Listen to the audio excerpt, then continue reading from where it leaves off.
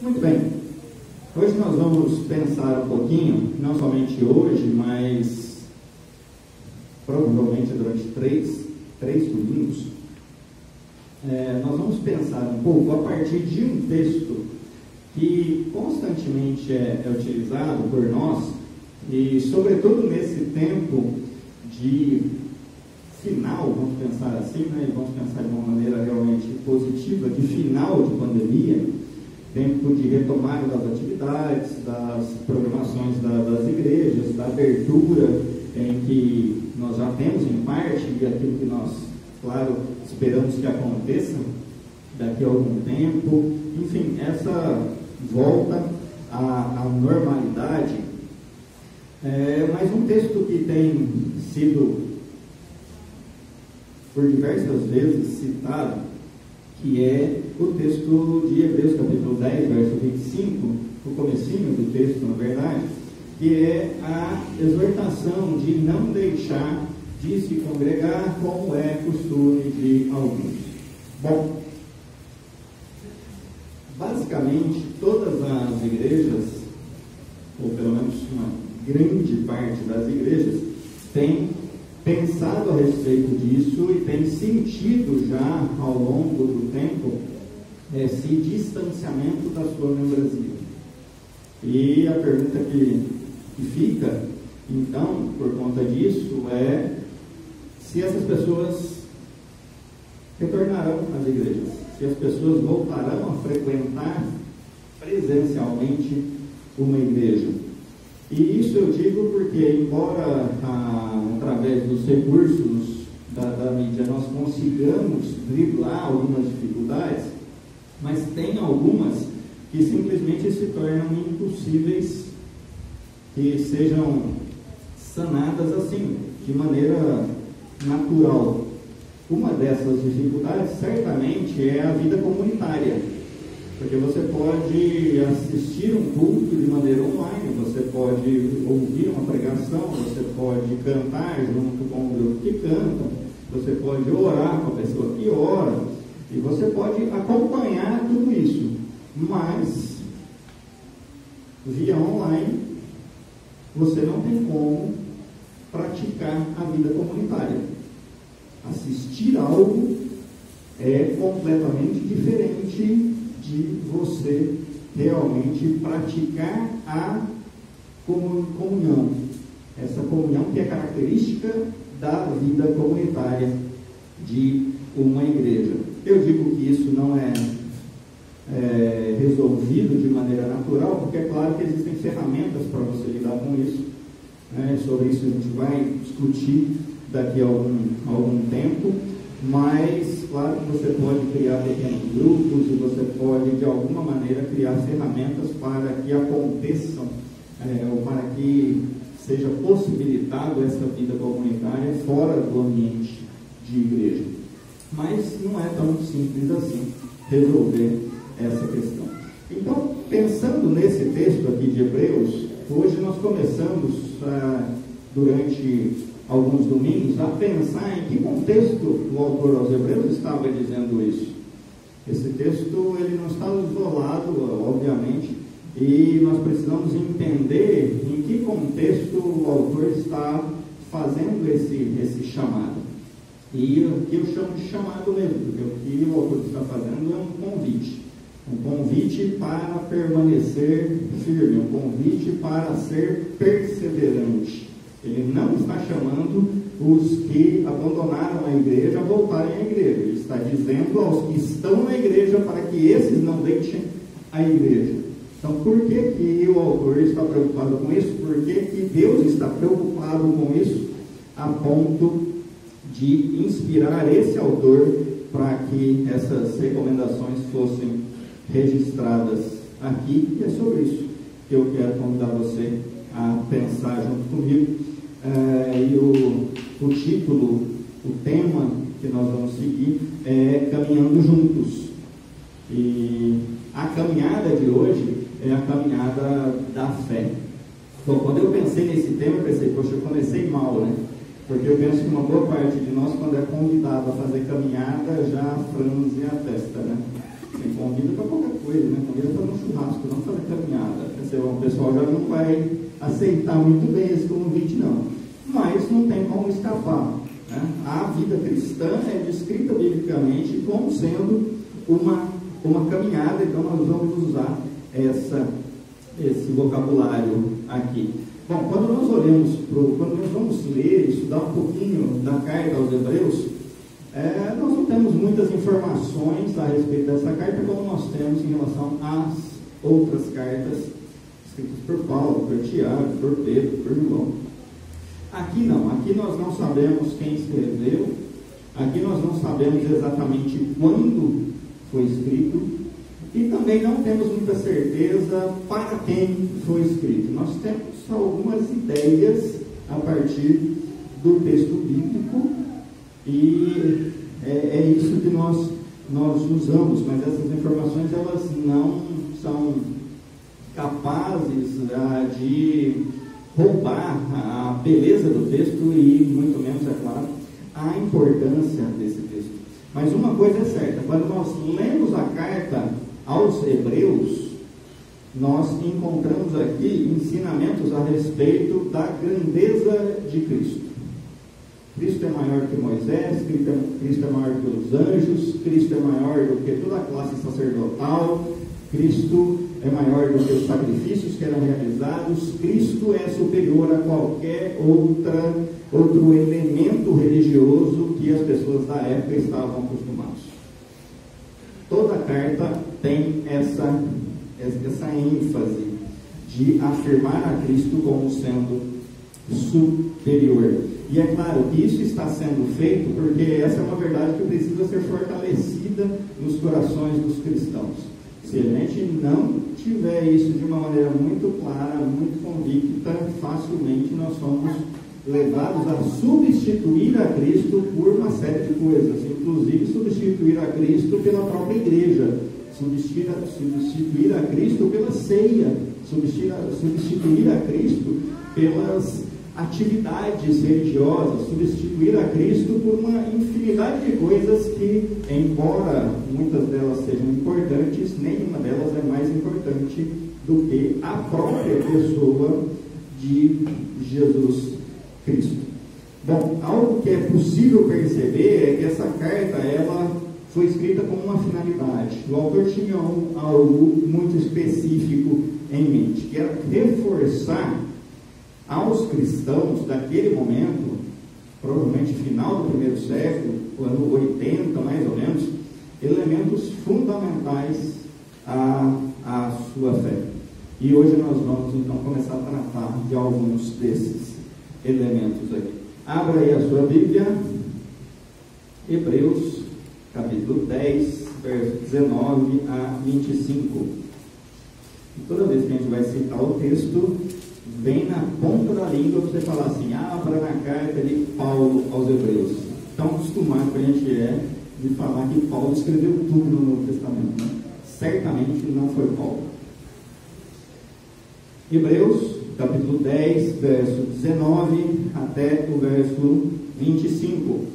A palavra de Deus diz assim: tendo, pois, irmãos, intrepidez para entrar no Santo dos Santos pelo sangue de Jesus, pelo novo e vivo caminho que ele nos consagrou pelo véu, isto é, a sua carne, e tendo grande sacerdote sobre a casa de Deus, aproximemo-nos com um sincero coração, em plena certeza de fé, tendo o coração purificado de má consciência e lavado o corpo com água pura. Guardemos firme a confissão da esperança, sem vacilar, pois quem fez a promessa é fiel. Consideremo-nos também uns aos outros para nos estimularmos ao amor e às boas obras. Não deixemos de congregar-nos, como é costume de alguns. Antes, façamos admoestações, e tanto mais quanto vedes que o dia se aproxima. Convido você a baixar sua cabeça, fechar seus olhos, vamos orar mais uma vez ao nosso Deus. Senhor Deus Pai, louvado e agradecido seja o seu santo e poderoso nome. Obrigado a Deus por esse tempo de estarmos aqui reunidos, oferecendo esse culto de adoração ao Senhor. Pai, adoramos a Ti, ó Deus, porque o Senhor é o Deus da nossa salvação.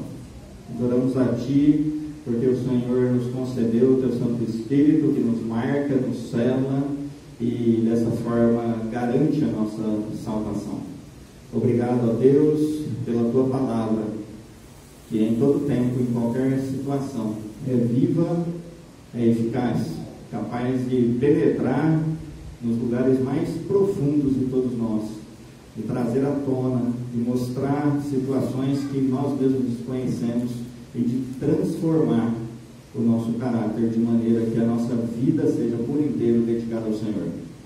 Pai, que seja a ação do Seu Santo Espírito nesse momento, falando aos nossos corações, abrindo os nossos ouvidos para que possamos ouvir as verdades espirituais que o Senhor tem para nos dizer através dessas palavras. Assim eu oro agradecido a Ti, ó Deus, no nome santo de Jesus. Amém. Bom, a palavra de Deus aqui, ela nos apresenta então um convite à caminhada. Se vocês prestarem atenção nessa leitura, se vocês acompanham a leitura, claro, se a versão que vocês usam, e eu penso que é a versão da maioria, em dois momentos aqui isso fica muito claro, né? No verso 19, quando existe a chamada para entrar no Santo dos Santos, indica esse movimento, e depois um pouco mais adiante no verso 22, quando surge a palavra aproximar, também a ideia de movimentação. Por isso que quando olhamos para esse texto, vemos o autor, vemos Deus falando de uma caminhada.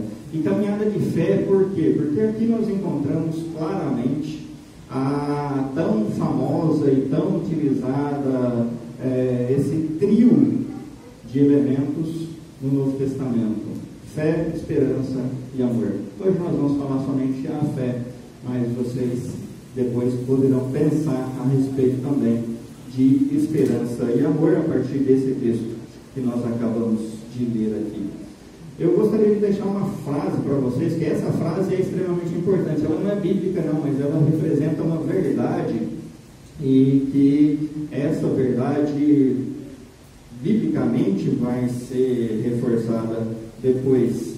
E talvez você já tenha ouvido essa frase, de que mais vale uma caminhada na direção certa do que uma corrida na direção errada.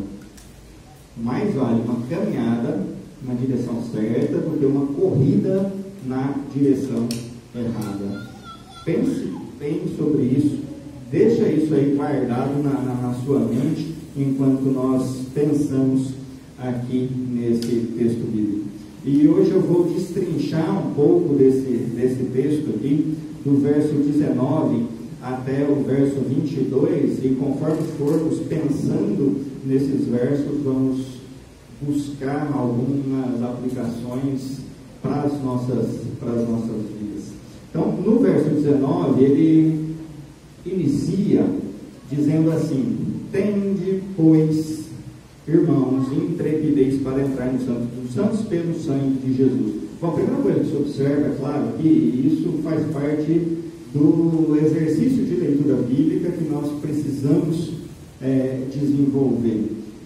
Pois é uma palavrinha que indica conclusão.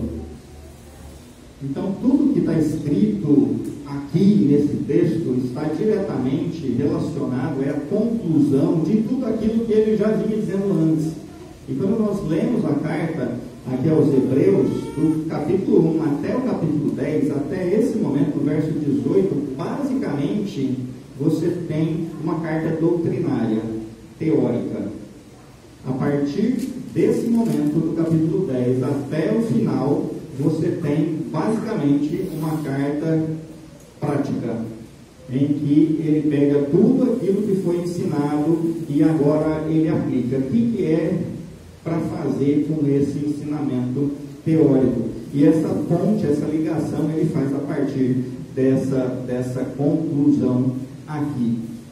Bom, ele disse assim, olha: tende, portanto, pois, irmãos, intrepidez para entrar no Santo dos Santos pelo sangue de Jesus. Eu penso que vocês já sabem, ou pelo menos já ouviram, que o Santo dos Santos indicava a presença de Deus, era um local que simbolizava a presença de Deus. Dentro do templo haviam algumas salas, algumas divisões, alguns pátios, e esses pátios, essas salas, elas iam ficando cada vez mais restritas, e a mais restrita de todas era esse local chamado de Santo dos Santos, ou lugar santíssimo, em que somente o sumo sacerdote entrava lá uma vez ao ano para oferecer sacrifício para perdão das pessoas. E esse local, então, era de exclusividade do sumo sacerdote. Não era um local em que era aberto ao público, e não somente não se podia entrar, como ninguém via o que acontecia lá dentro.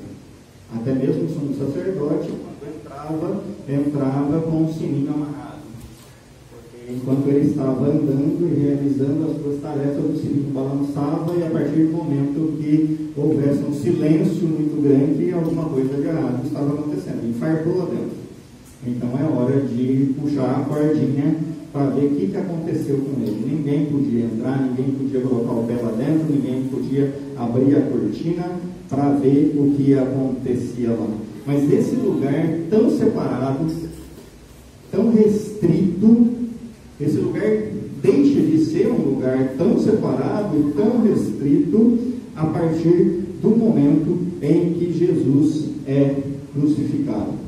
A morte de Jesus faz com que esse local deixe de ser esse ambiente em que Deus está, de certa forma, recluso, separado do povo, e agora você tem um ambiente em que o povo e o próprio Deus podem se ver e se comunicar.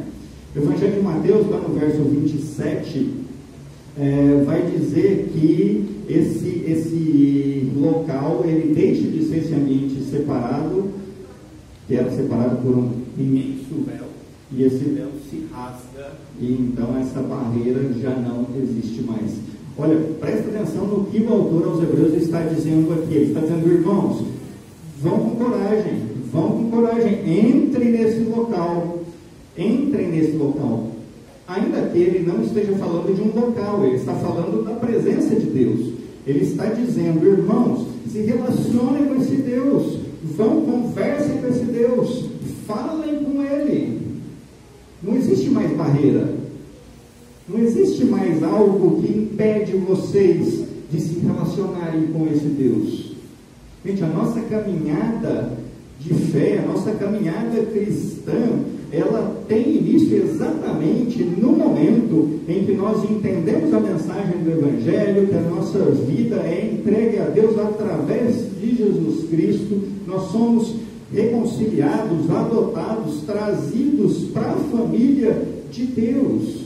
E a partir daí, então, nós temos a possibilidade, o privilégio de desenvolvermos uma vida de caminhada com Ele. Não existe mais separação, não existe mais uma barreira. Ora, nós que somos cristãos, nós que somos filhos de Deus, nós não ouvimos a Deus se nós não quisermos. Nós não falamos com Deus se nós não quisermos. Nós não interagimos, nós não nos relacionamos com Deus se nós não quisermos. Porque não existe nada que impeça mais isso. As nossas orações são agora uma conversa direta com o nosso Deus, sem necessidade de intermediário, sem nenhum obstáculo. Os pecados que faziam a separação entre vós e o vosso Deus, como dizia o profeta Isaías, acabou, não existem mais. Não é que não existem os pecados, mas não existe a separação. Deus trouxe para perto. Alguns domingos atrás falávamos sobre isso. Lembram-se? Deus pega você. Lembra-se do Joãozinho? Estava aqui. Deus pega você e transporta do império das trevas para o reino de luz do Filho de Deus. Nesse reino agora não tem separação, é o reino onde Deus está, é o reino onde você tem clareza em relação a você e clareza em relação a Ele. de um ambiente em que essa intimidade ela é completamente possibilitada. Completamente possibilitada. Quando nós olhamos para esse texto e pensamos nesse convite à caminhada, nós estamos sendo convidados para algo excepcional. Nós estamos sendo convidados para algo que não tem palavras para expressar a grandeza, a beleza disso tudo. Nós estamos sendo convidados para uma vida de intimidade com o Deus soberano sobre todas as coisas, com o Deus criador e sustentador de todas as coisas, com o Deus que poderia simplesmente exterminar todas as coisas e recriar todas as coisas, mas decidiu compartilhar do seu amor para que nós pudéssemos ter uma vida de intimidade com Ele. Isso não é qualquer coisa. Isso não é qualquer coisa. Isso é grande. Isso é bonito. Isso é fantástico. Bom, se você concorda que esse agir de Deus é tudo isso, então é algo que precisa ser valorizado e é algo que precisa ser praticado. Mas ainda no verso 19, ele vai dizer, ele vai convidar, ele vai chamar os irmãos, vai nos chamar para que nós entremos nesse local de intimidade, mas isso não se faz de qualquer maneira. Se faz pelo sangue de Jesus. Se faz pelo sangue de Jesus. É o sangue de Jesus que retira o obstáculo. É o sangue de Jesus que acaba com a necessidade dos ritos, do cerimonial, dos afazeres religiosos, para que Deus goste mais de você, para que Deus aceite ou aceite. É o sangue de Jesus que abre esse caminho de possibilidade, de oportunidade, para que todo homem que apresenta esse sangue de Jesus sobre si possa chegar-se a Deus. Gente, se o sangue é de Jesus, isso me traz um alívio fantástico. Fantástico. Isso demonstra que a minha salvação, isso me ensina que a minha salvação, em momento algum, é ou será fruto do meu esforço.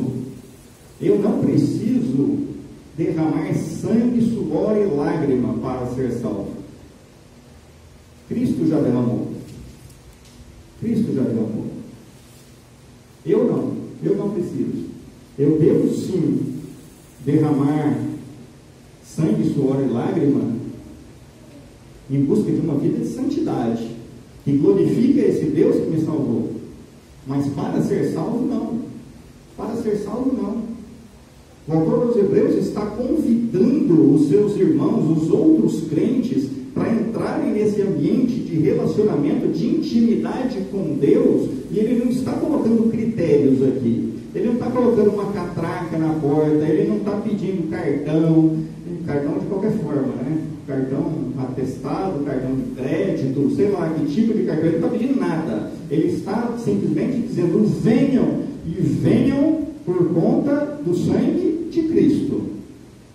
Às vezes nós pensamos, e a nossa cultura nos ajuda, na verdade não ajuda, a nossa cultura nos atrapalha a pensar em relação a isso, mas se nós fôssemos responder a uma única e simples pergunta, do tipo: por que é que você acha que você entrará no céu?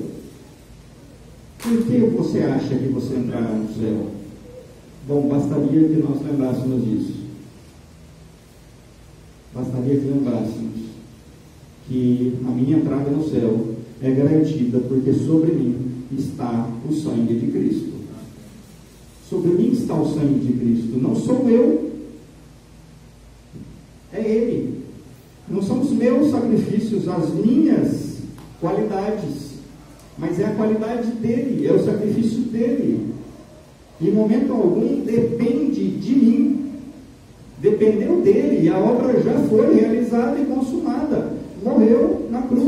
e ali derramou o seu sangue. E 3 dias depois ressuscitou e disse para a morte: filha, perdeu, e acabou. A partir dali, eu sou o herdeiro de tudo isso. A partir dali, ao ter Cristo Jesus como Senhor da sua vida, eu também sou o vencedor sobre a morte. E é isso que garante a minha entrada no céu.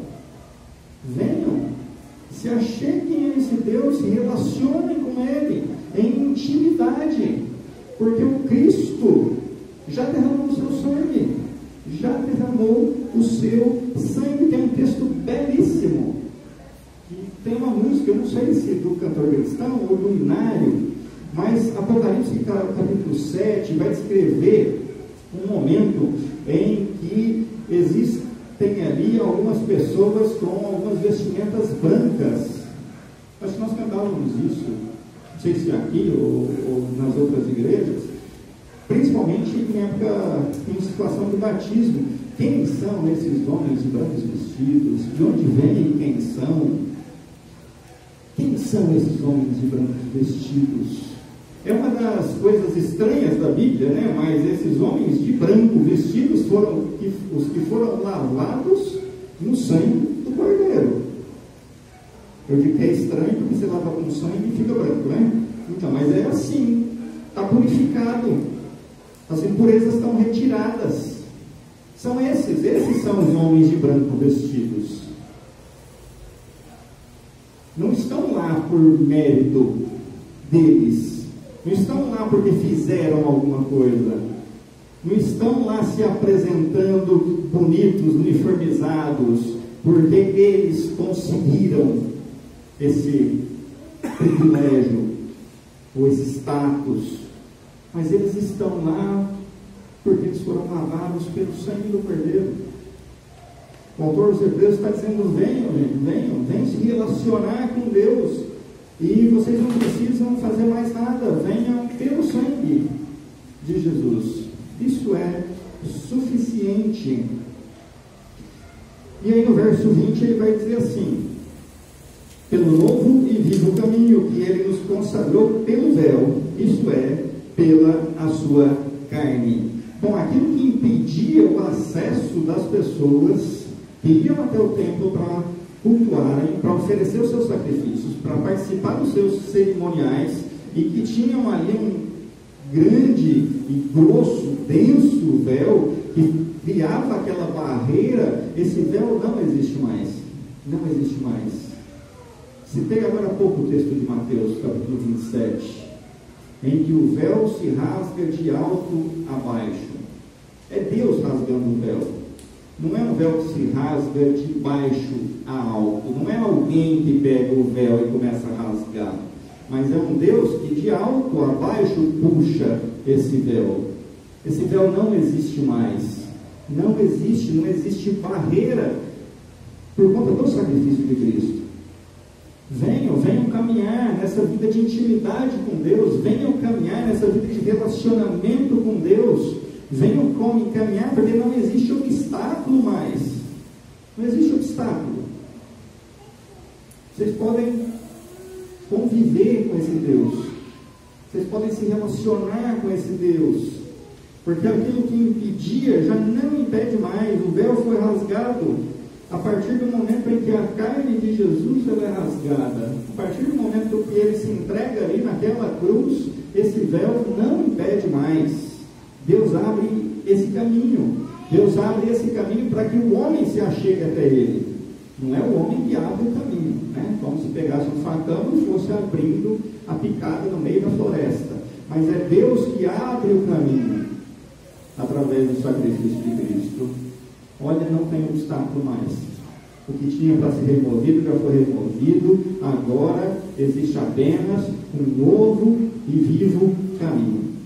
A ideia do vivo aqui é muito interessante.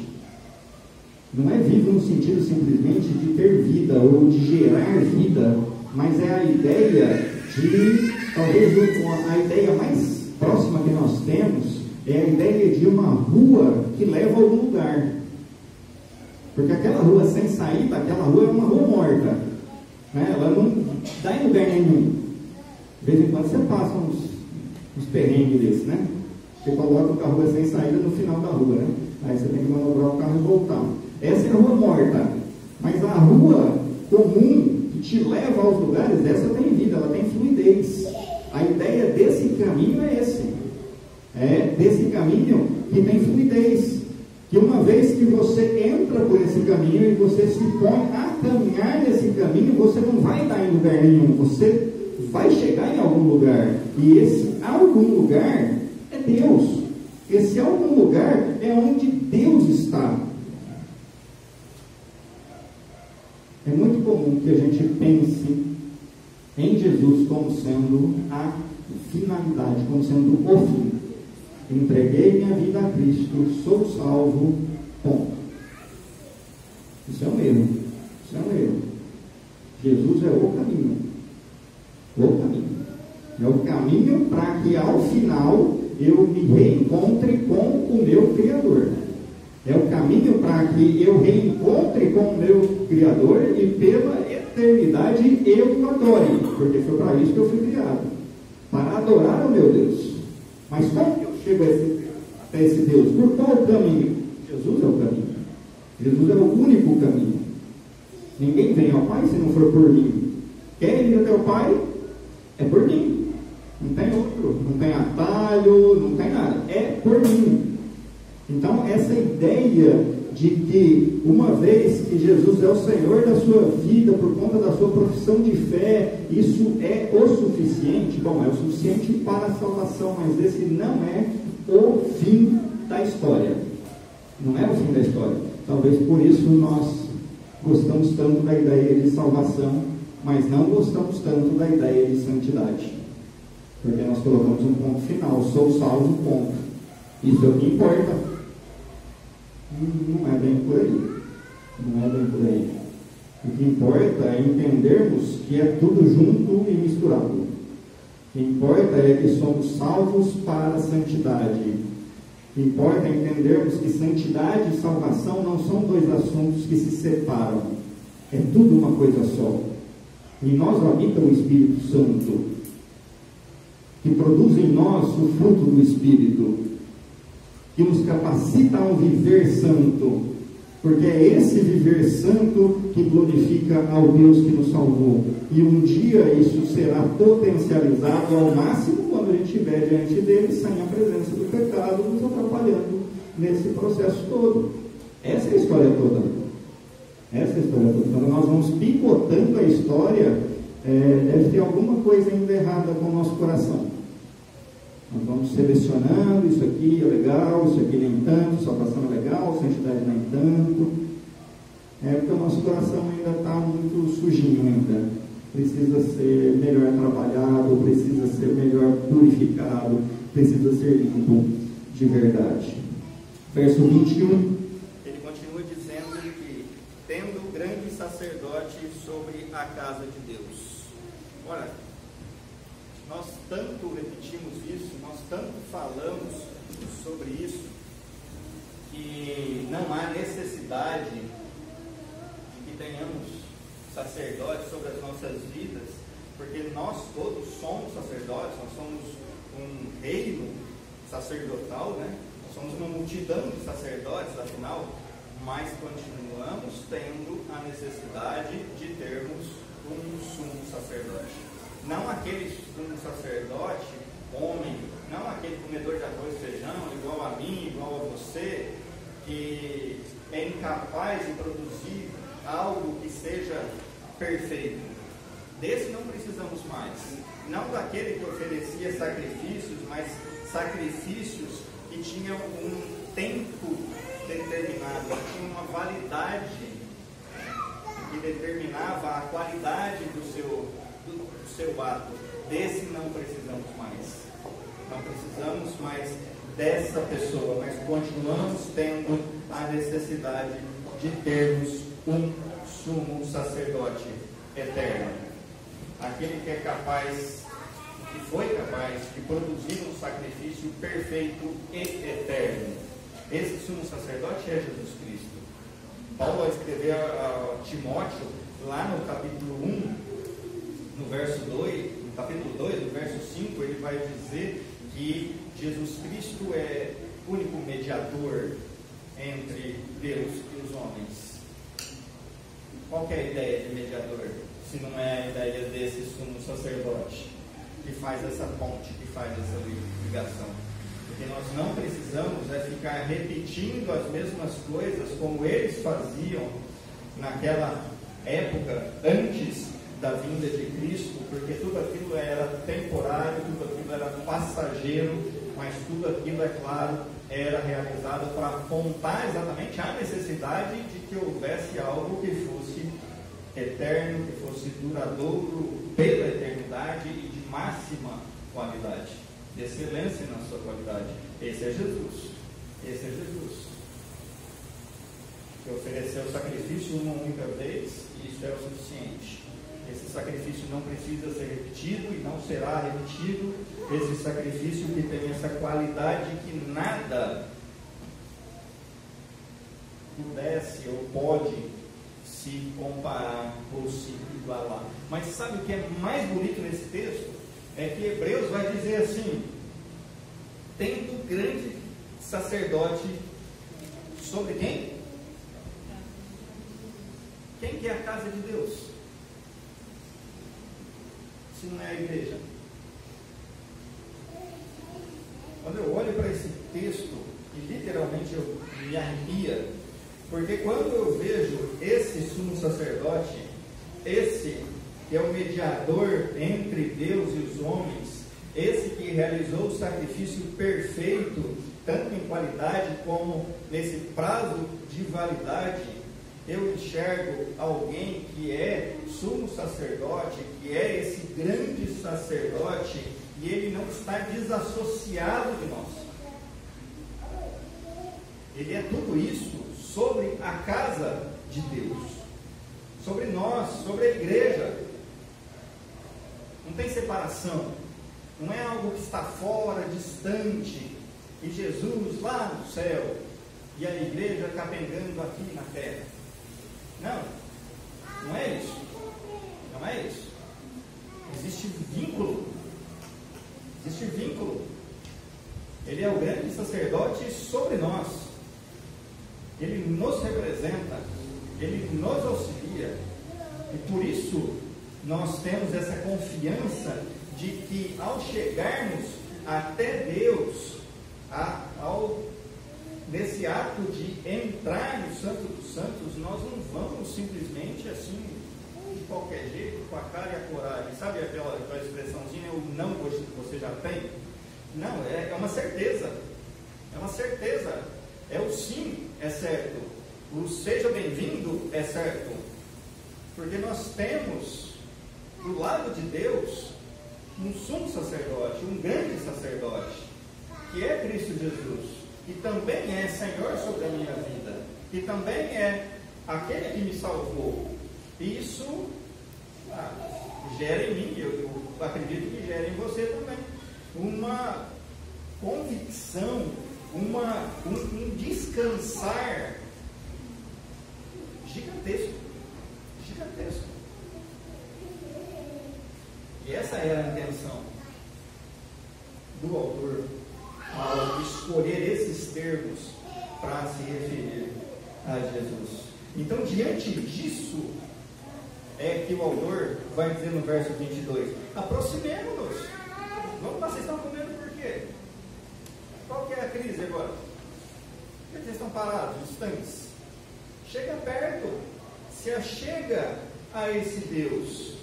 E esse aproximar-se, é claro que isso acontece através das nossas práticas devocionais e a partir das ações que são consequências das nossas práticas devocionais. Isso acontece através do nosso viver cristão, dessa busca por santidade, que é a busca de leitura bíblica, ao mesmo tempo que é a busca pela prática daquilo que é lido na Bíblia, que é a busca por uma vida incessante de oração e que ao mesmo tempo é a prática de uma vida que confia nessa vida incessante de oração. Porque isso faz com que nós aprendamos que nós não estamos sozinhos. Nós colocamos as nossas dificuldades diante dele. E assim a palavra dele nos recomenda. Coloca todas as suas inquietações diante de mim. E dessa maneira nós vamos descansando, nós vamos aprendendo a descansar no Senhor.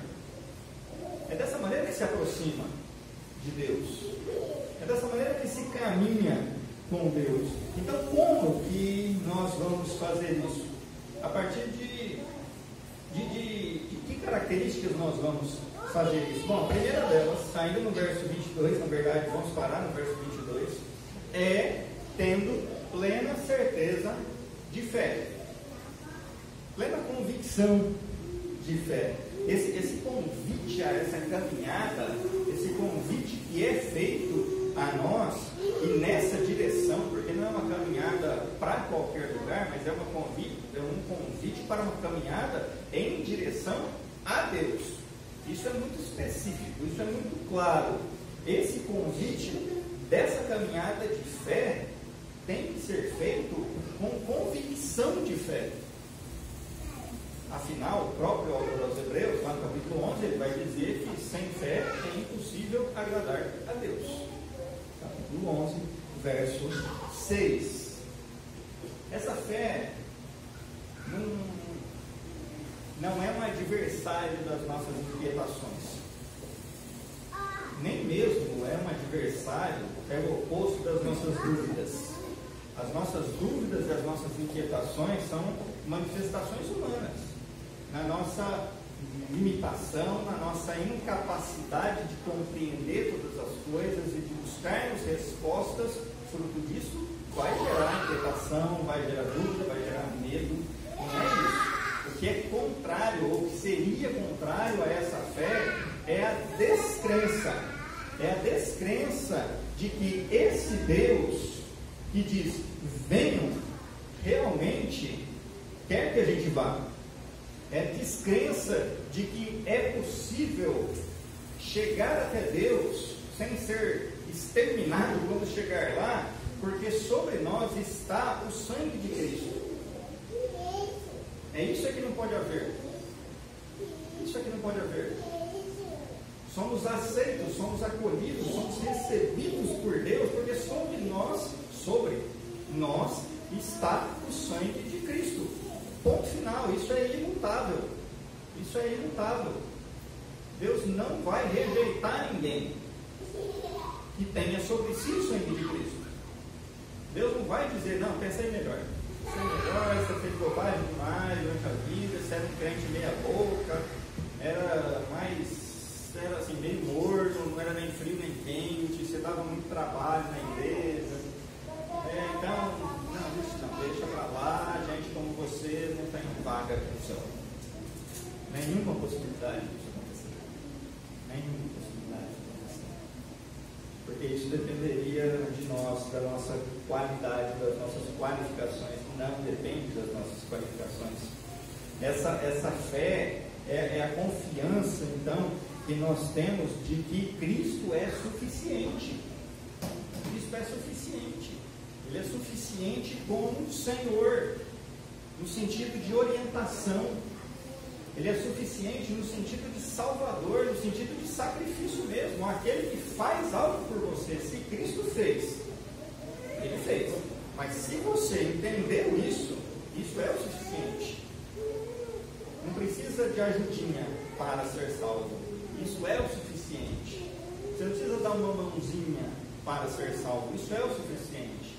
Você não precisa criar uns rituaizinhos. Cristo é suficiente. Essa é a fé. Essa é a plena certeza de fé. É essa fé que Deus espera de nós nessa nossa caminhada. É a garantia de que nós já somos salvos. Embora só vamos usufruir dessa salvação na sua potência máxima quando estivermos diante dele. Quando estivermos aqui cercados pela presença do pecado e nem com a presença da natureza pecaminosa que ainda fica aí nos perturbando. Quando estivermos lá, mas essa certeza já é uma certeza, pelo menos tem que já ser uma certeza. A nossa caminhada de fé, ela precisa compreender essa plena certeza de fé. Também é necessário que essa caminhada seja feita com o coração purificado. Ele vai dizer assim: aproximemos-nos com um sincero coração. Verso 22. Aqui a ideia de ter o coração purificado, tendo o coração purificado da má ou de má consciência. A ideia aqui de purificado é a ideia do ritual que o sumo sacerdote fazia, aspergindo o sangue lá dentro, o ritual que acontecia lá dentro. O autor dos Hebreus vai dizer que a nossa caminhada de fé é essa caminhada que nós estamos sendo convidados, é uma caminhada que nós fazemos com o nosso coração aspergido pelo sangue de Cristo, lavado pelo sangue de Cristo, em que os nossos pecados são retirados, a nossa consciência é desbloqueada, a nossa visão é restaurada. Isso não quer dizer que a nossa natureza pecaminosa deixa de existir, mas quer dizer que ela não controla mais a nossa vida.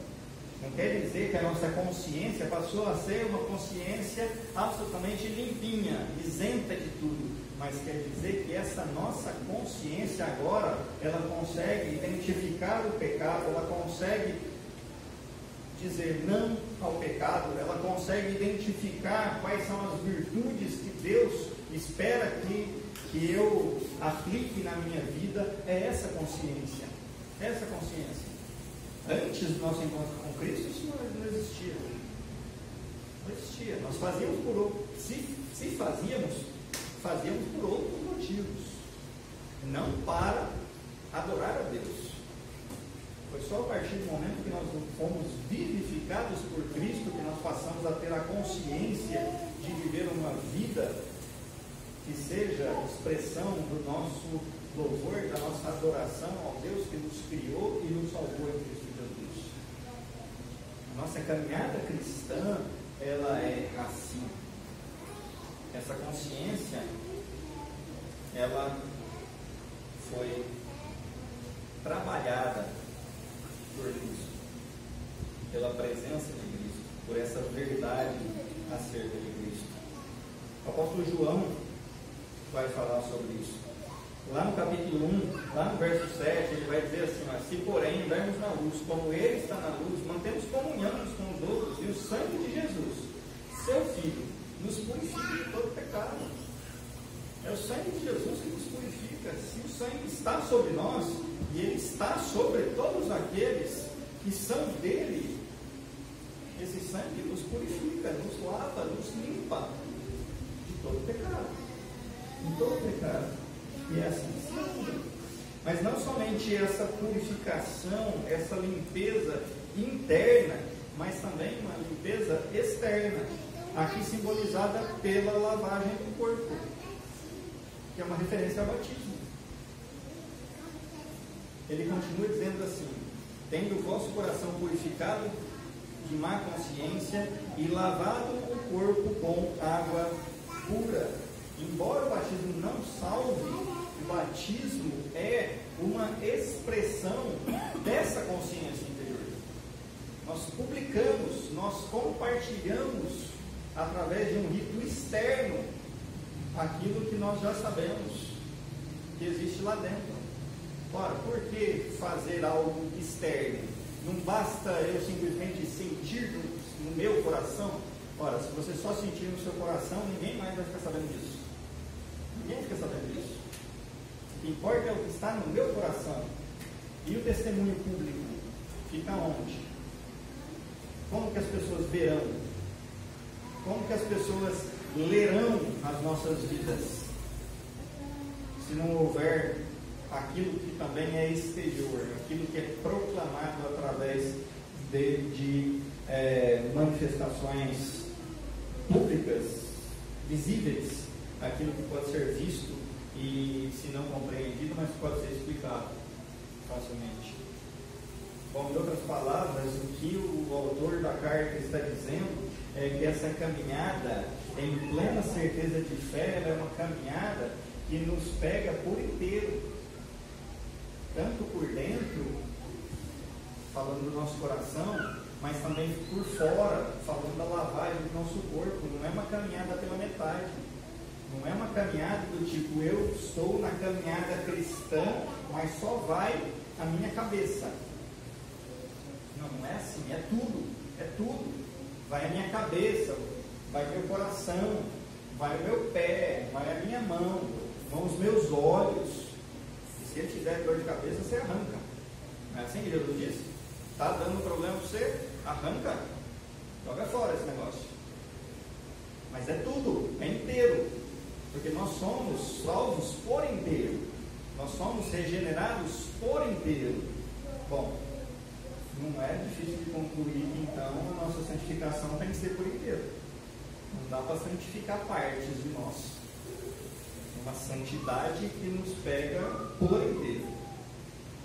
Aquilo que está lá dentro, que é claro vai ser manifesto naquilo que está do lado de fora, através daquilo que nós fazemos. Meus irmãos, esse é o convite. Esse é o convite.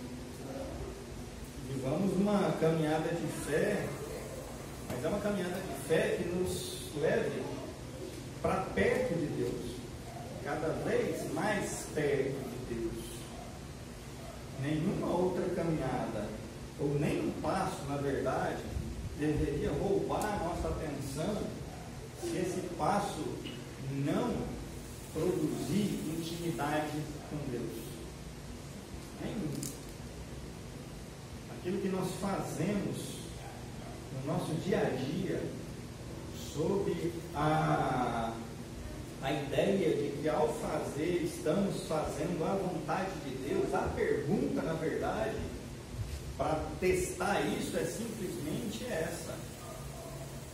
Isso aí que você está fazendo, isso que nós estamos fazendo, isso nos deixa mais perto de Deus?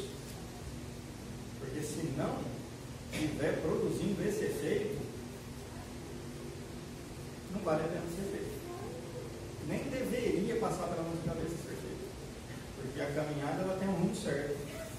E a caminhada tem esse rumo de estreitar a nossa relação com o nosso Deus. Voltando àquela frase, para a gente encerrar, mais vale uma caminhada na direção certa do que uma corrida na direção errada. Vocês podem substituir essa frase por algo um pouco mais completo.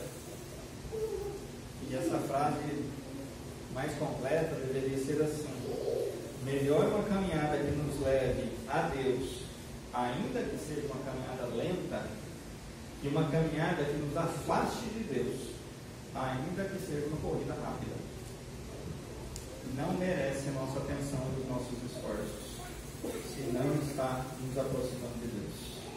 Aproximemos, entremos com coragem, com ousadia, numa vida de relacionamento, de intimidade com o nosso Deus.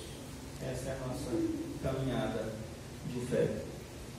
Deus abençoe vocês. Amém.